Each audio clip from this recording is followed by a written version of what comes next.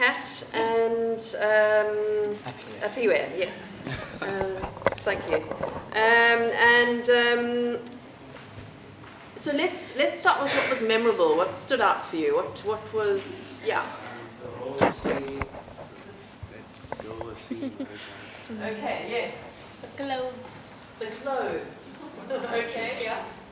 When Famina sings so ugly. Okay.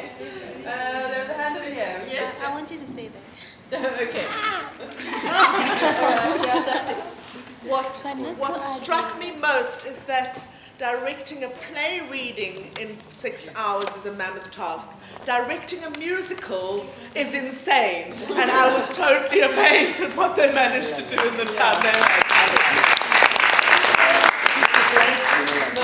It looks like a college environment. Like you like the college environment, yeah? Why? What about it appealed to you?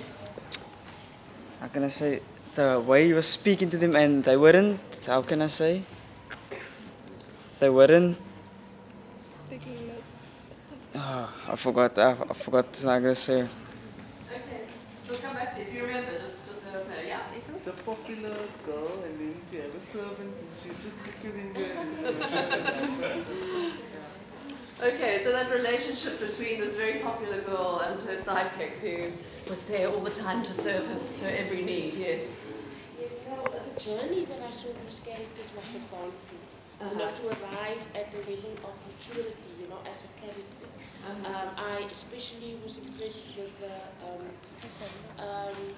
it's almost abstract, you know, some of the thoughts that the main character is bringing across, that things that you wouldn't normally just, things that I think a lot of us feel in different ways. And it's actually reassuring to hear it that, you know, especially if I look at the young audience, to hear that these feelings are real. You know, there are so many people struggling with it, and although you sometimes just give you give this sort of a persona to the world that this is you, but deep down there's so many other confusing and you know, battles that you actually have to fight with yourself. Right. And that came across very strong. Okay. Yes. The most memorable part for me was I liked also the stereotyping used in the play, as in like Femina was obviously the popular girl, and in most movies the popular girl would always have a little servants, little minions, and they would always cater to every need, and she'd always be the outburst one. She'd always be the one that thought that everything was hers and anything would come to her because she was popular, and I really thought that was memorable because I like the stereotyping. Okay. Interesting. So you were recognizing it as stereotyping, but you were really enjoying that element of it. Okay, great. Anything else? Anything else that was meaningful for you, that stood out for you? Yeah? I think the ensemble, you know, that seeing, having the kind of bravery to have a big cast and push it and have that collective on stage was quite wonderful. To, you know, you often in a drama classroom, you have plays for lots of students, and this is a play for lots of students to get in and do it. Yeah. And I think that's great. Yeah. So it's also the flip side of what Richard has been talking about. You know, on the one hand, you've got sort of maybe professional concerns or whatever, but there's the other side of it that perhaps if it's going to be a play produced by young people, generally, if you're a drama teacher, you're looking for a cast of 30, please, you know, whatever it is. And so, you know, it offers maybe a bigger scope.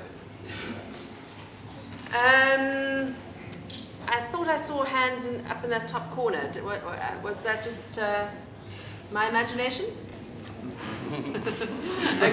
It was, okay, all right. So, moving on then, so questions. What would you like to ask your audience? What are you interested to hear about from them?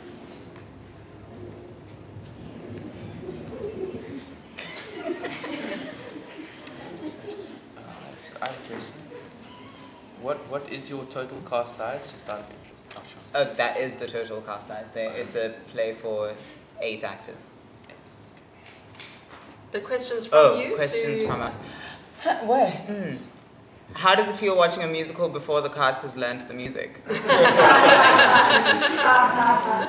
I mean, because a lot of people kept saying to me, is that how the song sound? Is that how? So, how is that for y'all? Or is that what's coming in comments and opinions? I might be preempting your comments and opinions. It was difficult. And yeah, and to like remember, since it was only done once, and then like we have to do it without, Kat. So, yeah. I think you did incredibly well. Yeah. I think it was good, like in the short time that they did it. On a musical perspective, usually I would like be very picky about that type of thing, but since they are them and the music that they had to do, so I think it was actually kind of good. Over there, and over there, and over here. Yeah. I think the confidence of the cast made things seem deliberate. So even though the music was not maybe the way it was supposed to be, because of the confidence, it seemed like, okay, this is how it's meant to be. That note is not supposed to be like that, but it's supposed to be like that. Okay, you're right. Yeah. You said it, okay? It's almost like what he said, as like, even when Femina went off tune, it didn't feel wrong. It just felt like it was planned or something like that. Great. Do you have any other questions for your audience?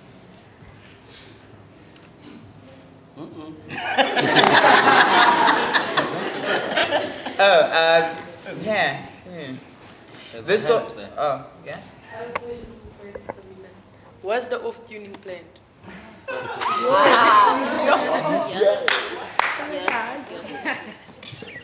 Okay, I did plan like to act very silly, but it's just helped me with my character.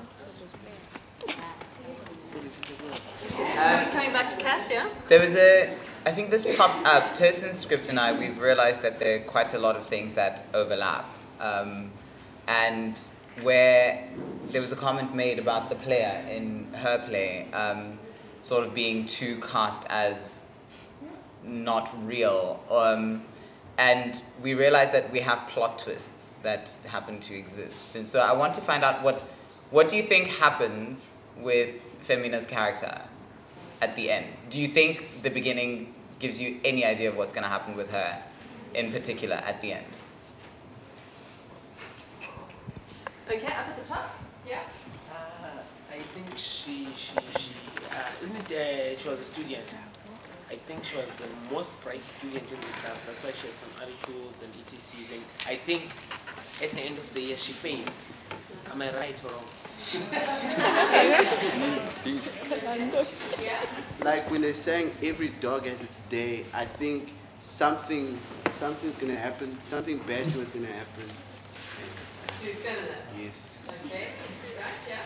I think that since she's like expected, like she thinks that she's going to get the scholarship, maybe she's going to be disappointed in the end. Okay, so you're hearing similar answers, yeah? Yeah, I agree with Cameron. I think that she thinks because her mother probably did it, she will also do it. But in the end, her dreams are shattered, and Cleo actually ends up winning because when she sang Every Dog Has Its Day, she was like all up on that chair, and she was like doing her notes, so that was like really cool. So I think her dreams will end up shattered. And you want to give away your secrets? Wait for the trailer. Yeah, at the back? I want to say she fails because what you can see by her what she's wearing. She's wearing a different outfit to all the other cast members. So I'm saying that she's probably some rich, classy girl that thinks she has it all, and she thinks that because she has the money and the fame and everything, that she's gonna pass. But in the end, the money and everything's not worth it, and she ends up failing. Can I ask a question of the audience? Just coming back to what you were saying about stereotypes.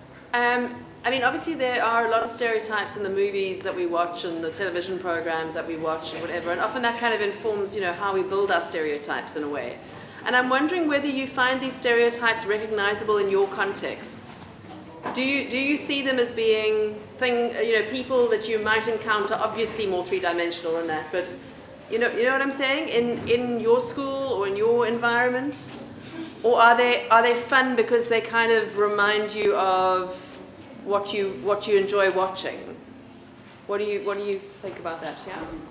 Nah, they remind me of certain people at school. I'm not mentioning names, but yeah, they remind me of certain people. Okay. Yeah. Anybody else want to comment on that one? Yes. Yeah. I actually agree with Mitwa because, like, example, recently I had a bully. Like, now that bully has a big head. Like, she just thinks the world of herself. So that feminine character just reminds me of her. Like, want to be all there and all out and so. Okay. All right. Good. Thank you. So now, do you have questions of Kat or Apiwe? Or the cast. Or the cast, yes. Yes. What, if you mind, if I can ask this question, was stereotyping planned, or was it just the way you wrote at the time? Was it like planned or something? Did you mean to do it? So I've said a number of times over the past few days that I write memories. And one of the reasons why I asked specifically about Femina's character, this story sort of aims towards giving different angles to the stereotypes. So her character does get what she wants all the time, all the way to the very end, but not for the reason you think she gets it. So there are some stereotypes that are being broken, and using them so that you can set up, and then at the end, it's like, nope, sorry. The not so smart one kind of got everything. The really popular one took it and did whatever she wanted to do with it because that's what she's allowed to do. Somebody finds out that they have a father in the classroom. Yeah, a lot of switching up of what would be expected, especially for a story that is sort of easily comparable to another one. You know, you could say, oh, this is Grease, this is High School Musical, it could be so many other things from other contexts. So the aim is to put something on from here that's not quite The Breakfast Club or Grease or High School Musical. Yeah, Jack, please. I have a question, and I don't know whether it's because we were just seeing it a cappella and it wasn't involved. But my question is, the music sounded quite Western to me. And my question is, did you make a choice not to make it sound African? The instrumentation for the musical itself is I guess you could say a traditional orchestra / band. So it's composed for marimba and djembe and mbira, and that goes with how the songs actually sound, and what actually in inverted commas, because the melodies are there, but from my own heritage, from my own musical background, I didn't want it to be like Africa. It's not quite Lion King, and it's not quite Sarafina. It is not Rent either. It is a sound that I have grown up with, a sound that I'm comfortable with. And so, yeah, it is Western, but Western with a switch up of what is backing that Westernness. Yeah, Jason, and then can we go? Would it be okay if I asked if you could just sing us a few bars? Yes, go.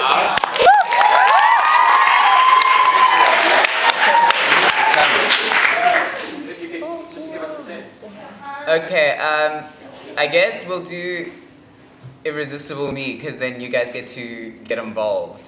Can I get a script? I forget the words. So all you have to do is go, uh-huh, and the cast will help you. And the eek. Hey there. Sorry. Okay.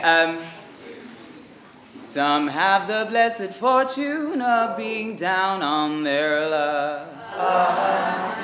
They feel it bad, but ish, they don't know how my love sure does suck. You see, I'm not your average type of girl who's just all hype. My boss just like my bite. Pity me, tormented to the soul.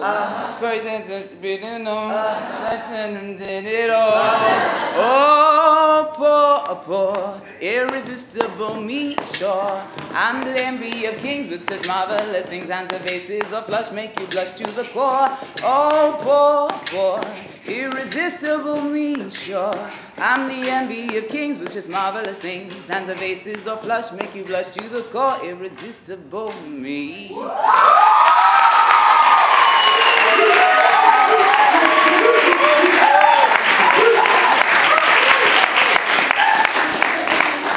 for that question. That was a great answer. Right.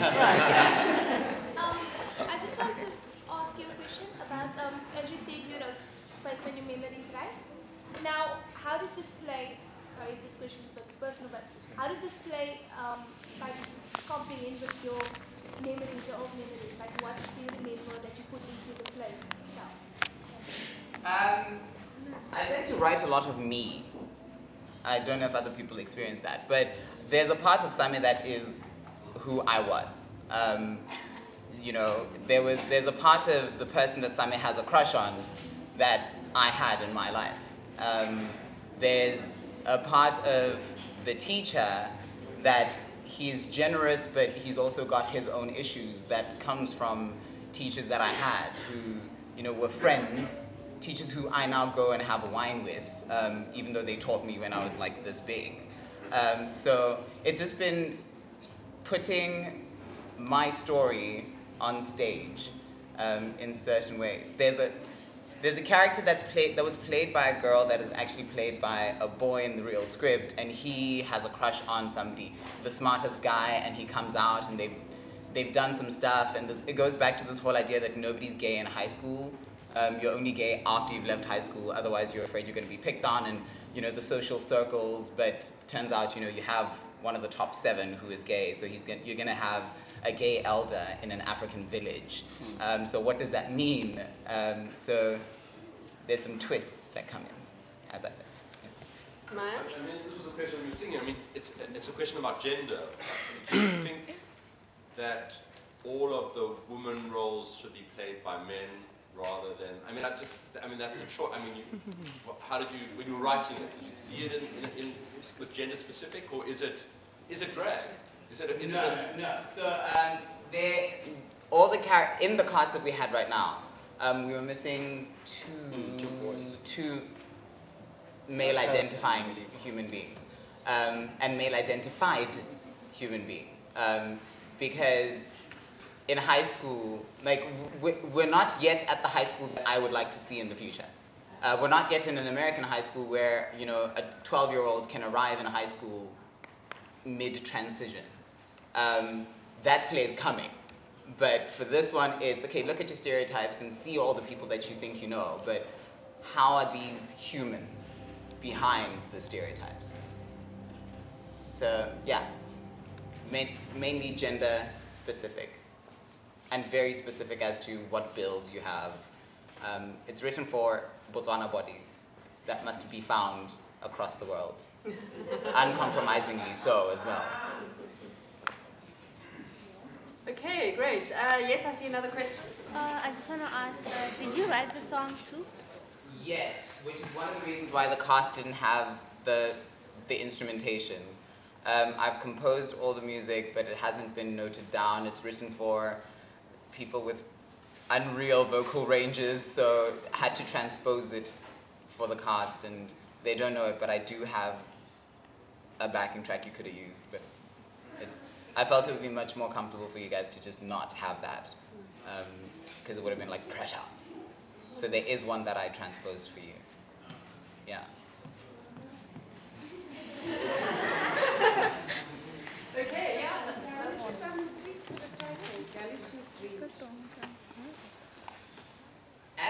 The finale is about being sent. Throughout the thing, there's a there's a constant reference to launching into space, going into outer space, exploring everything else out there.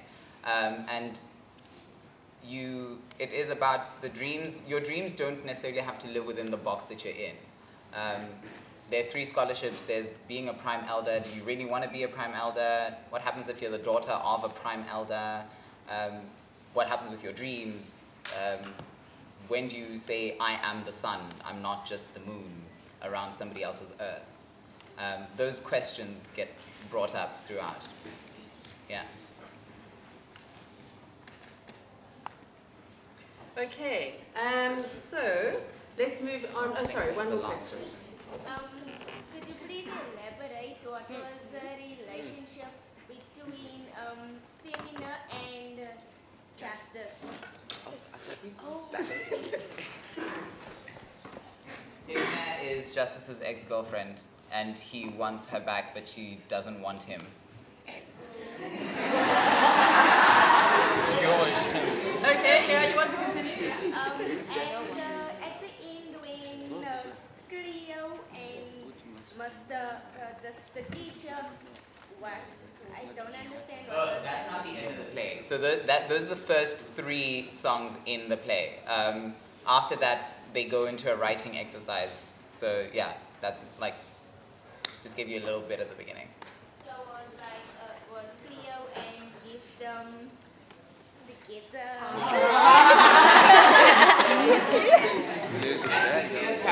Cleo's character is a boy. Yeah. Yeah. Okay, one more, yeah. What happened after did Femina, was she disappointed or? I feel like nobody wants to wait for the process. She's really, really happy. She gives everything up so that somebody else who deserves it more should get it, because she wants to go out into her own galaxy without her mother being there. Yeah, she abandons the home, to put it very lightly. Okay, so opinions, guys. You can offer an opinion now. If you would like to just say what it's going to be about, and then...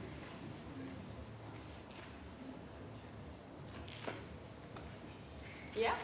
I think it was an amazing play. I liked all the stereotyping you used, and how you didn't just use Africa as a whole, you took it overseas, and I liked that.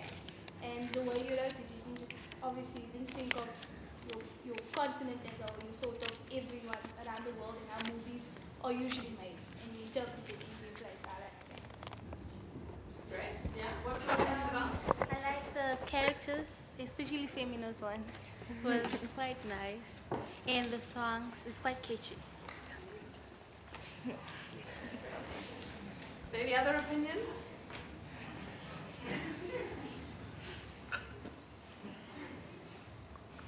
Okay, so where... Can I have an opinion on the cast? You can have an opinion on the cast. I have an opinion that the cast and the director did a wonderful job, given quite the challenge. So, well done.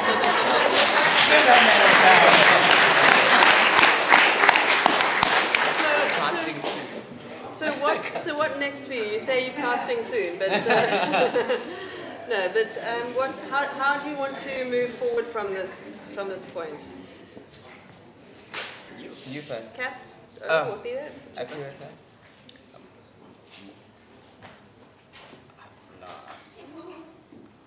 You start.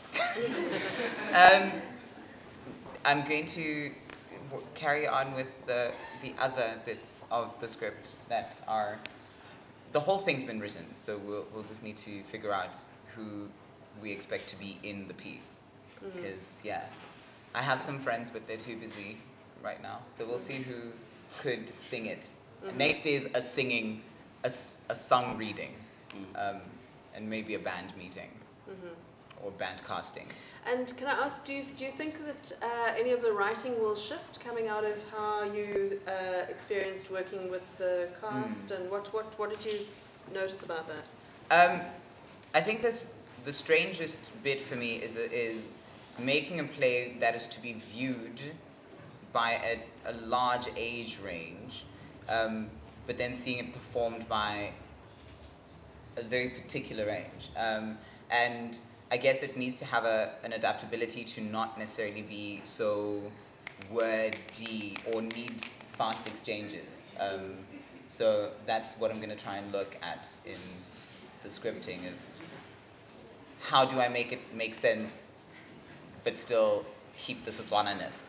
Because there was a lot of Setswana that was cut out, just so that you could understand. But in that, it takes a bit of the texture out as well. Okay, there's a comment up here or a question, yeah? Is it okay if you can just sing the chorus of the moment, please? We'll save that for the final moment, I think. But thank you. we need to keep on track in terms of time, I think. So, Piwe, what have you taken from this? What I've taken from this process is really, guys, can you listen when I'm talking? Is trusting your memory, because the time that we had with the cast was really short, and Jacqueline, as she said, that it was a musical, and also having the challenge of not having the instrumental, because I believe the instrumental would have made the process more easy, and also for the young ones to not forget how the musical goes. So that's what I will take from this process, because I was surprised that I could actually remember how the music went, because he only sang it once in the process and then we could run with it. So that's what I would really take from this process. Okay, thank you very much, everybody in Galaxy Green.